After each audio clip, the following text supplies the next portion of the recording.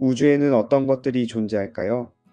과학자들은 우리가 아직 보지 못한 심우주에서 엄청난 천체들을 발견했다고 합니다. 과연 어떤 천체들일까요? 우리 지구가 속해 있는 태양계에서는 가장 존재감을 과시하는 태양이 빠질 수 없습니다. 또한 우리가 밤하늘을 올려다보면 수많은 별들이 있고 달이 있습니다.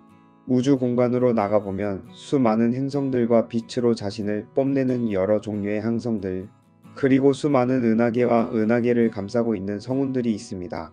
그런데 지금까지 우리가 눈으로 관측할 수 있는 우주의 천체들은 고작 4%밖에 안 된다고 합니다. 그렇다면 캄캄한 우주 공간은 그냥 비어 있을까요?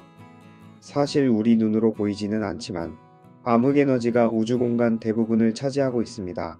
이 암흑에너지가 대부분의 우주 공간을 차지하고 있다는 사실이 정말 놀라운데요. 더 놀라운 사실은 이 암흑에너지로 인해 우주가 팽창하고 있다는 사실입니다. 또한 암흑 물질뿐만 아니라 암흑에너지도 우주 공간을 차지하고 있는데요. 이들이 우주 공간에 분포해 있는 퍼센티지는 대략 이렇습니다. 암흑에너지는 약 70%, 그리고 암흑물질이 25%를 차지하고 있고, 나머지는 우리가 눈으로 보는 천체들이 우주 공간을 차지하고 있습니다. 그렇다면 암흑물질은 무엇일까요? 이 암흑물질은 빛을 흡수하거나 발하지 않는 질량을 가진 물질을 말합니다. 그런데 여러분, 어떻게 눈에 보이지 않는 암흑물질의 존재를 알게 되었을까요? 먼저 은하의 질량을 계산합니다. 은하의 질량을 계산할 때 두 가지 방법이 있는데요. 먼저는 은하의 전체 밝기가 얼마나 밝은지를 계산합니다. 은하가 이 정도 밝기를 가지려면 빛을 내는 항성들이 이 정도 개수는 있어야 된다는 사실을 알 수 있습니다. 그렇게 밝기를 가지고 항성의 질량 곱하기 개수를 하면 은하의 밝기에 대해 질량을 계산할 수 있게 됩니다. 이렇게 질량을 계산하는 방법을 광도 질량이라고 말합니다. 두 번째는 중력 질량이라는 방법인데요. 광도 질량법과 중력 질량법은 방법이 다를 뿐 은하의 질량을 계산하는 목적은 같습니다. 그런데 이 둘의 결과가 다르다는 사실을 알게 되는데요.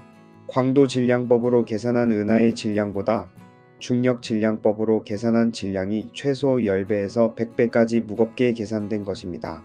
이 사실로 알 수 있는 것은 은하의 밝기에 기여하고 있는 항성보다 보이지 않는 그 무언가가 무거운 질량을 가지고 있다는 것입니다.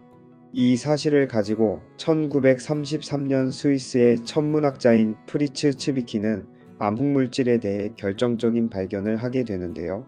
1000개가 넘는 은하가 모여있는 머리털 자리 은하단의 속도를 연구하던 도중 은하단들이 서로를 너무 빠르게 돌고 있다는 것을 발견하게 됩니다. 계산대로 한다면 이렇게 빠른 속도로 은하들이 돌면 서로의 중력과 중력 사이에 머무를 수 없이 다 날아가 버립니다.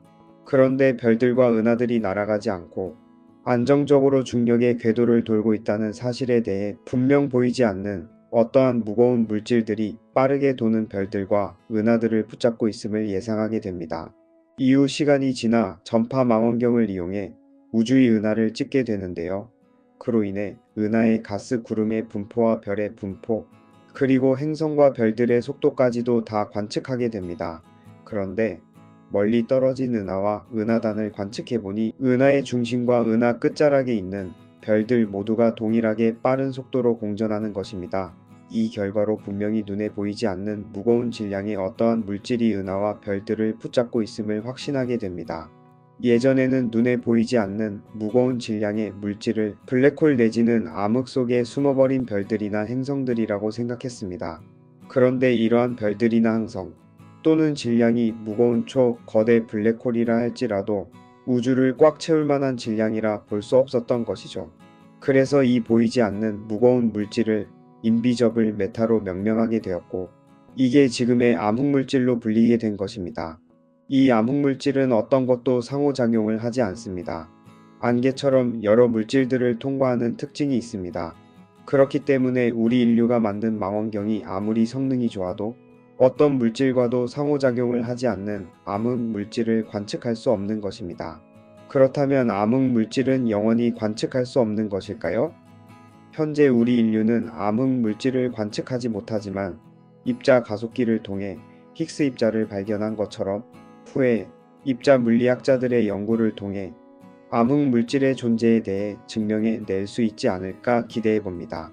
암흑 물질은 중력에만 의존하는 물질이기 때문에 모든 물질들을 다 통과합니다. 당연히 이 암흑 물질은 지구의 중력으로 인해 소량이 지구로 들어올 수 있습니다. 그러나 우주의 수많은 무거운 천체에 비해 너무도 작고 가벼운 지구이기에 우리가 감지할 정도로 많은 양이 들어오지 않았을 수 있습니다. 암흑 물질과 암흑 에너지. 그렇다면 암흑 물질과 암흑 에너지는 무엇이 다를까요? 암흑 물질은 질량을 가지고 있고 중력을 갖고 있어서 끌어당기는 특징이 있습니다. 반면 암흑 에너지는 우주 팽창을 빠르게 가속시키는 미지의 에너지입니다. 이 둘은 확실히 역할이 다른데요. 암흑 물질은 전체 우주의 모든 중력의 골격을 만들어 안정적으로 별들과 별들 사이, 행성과 행성, 더 나아가 은하와 은하단들이 서로 중력으로 연결되게 하는 역할을 합니다. 암흑 에너지는 안정적으로 붙잡힌 은하와 은하단들이 속해 있는 모든 우주를 팽창시키며 더 공간을 넓히는 역할을 합니다. 한편 암흑 물질에 대해 반론을 제기하는 과학자들도 있습니다. 어떠한 물리적인 상호작용을 하지 않는 미지의 물질이 우주 공간에 있다는 사실에 대해 부정하는 것입니다. 이들은 수정 뉴턴 역학을 주장하며 암흑 물질에 대해 반론을 제기하는 것인데요. 이 수정 뉴턴 역학은 아이작 뉴턴이 발견한 만유인력의 법칙을 수정한 이론으로 이스라엘의 수학자인 모데아이 밀그롬이라고 하는 분이 제안한 이론으로 유명한 이론입니다. 예를 들면 이 태양계 안에서도 거리가 멀어지면 멀어질수록 거리 제곱에 반비례해서 중력이 점점 약해집니다. 그렇기 때문에 중력의 거리에 따라 중력의 강도가 달라질 수 있음을 주장하는 것입니다. 이 반론은 줄여서 몬드 이론이라고 합니다. 암흑 물질은 눈에 보이지는 않지만 없으면 안 될 우주의 질서를 세우는 중요한 역할을 하고 있습니다. 어린 왕자는 이런 이야기를 합니다. 여기에 보이는 건 껍데기에 진하지 않아. 가장 중요한 건 눈에 보이지 않거든. 보이지 않는 암흑 물질이 우주의 질서와 중심을 잡는 것처럼 겉모습보다 눈에 보이지 않는 우리의 마음이 중요한 것 같습니다. 여러분은 어떻게 생각하시나요? 우주에 관해 궁금한 것이 있다면 댓글로 질문해 주시면 가장 많이 받은 질문을 영상으로 제작하여 다시 영상으로 찾아뵙겠습니다. 다음에 또한 재미있고 신기한 우주 소식으로 돌아오겠습니다. 이 영상을 끝까지 시청해 주셔서 감사합니다.